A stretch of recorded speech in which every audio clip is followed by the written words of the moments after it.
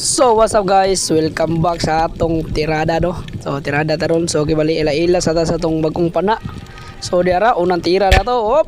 O to igo pero tuod man tapsing jud kay nabaguhan man ita sa atong pana kay naanad man ta nga nai-recoil atong pana. So karon nagamit na tag invert.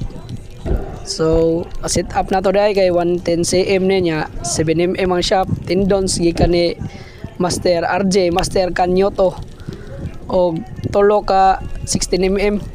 So mo to medyo nabaguha jud ano. So mo na itong unang kuha sa minan si Mitapsing. So ikaduha diri adapit kita tag gold ray pero di na hilabtan nato kay bawal man na. So maglikay ta sa mga bawal kay delikado na. So gipalabay ra na wala labti na ha. So dire unahan kita tag grupo sa gitong. So aim ta dire sa usag gamot lagi kay wa may recall to ara wa na naigo. Pero okay ra na kay ila-ila pa mas pana. So gagmay sa tawag una kay padong mo na dagko. So gagmay sa tong una tirada ron kay ila-ila pa man eh.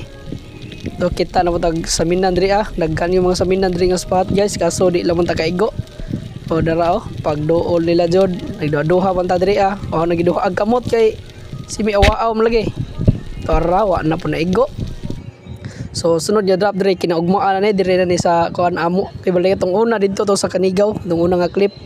So dire ni sa amo tungod ni kita ta dire og kuan colorful kay ni siya nga isda daghan gayong naglalis tungod ni isda So mo to og nay parot sa mama napoy parot sa dagat. So mo ni parrot fish ni mulmul ba mo ni lang kalalisan nga bawal kuno pero lami man ni kinilaw so wa ni bawal bitaw. Di pa man kuno ni bawal diri sa ato. So dara mulmul saltang mulmul og diri sunod ya drop nato kay kita tag unsam ni isda be kuan man siguro ni ang adngan.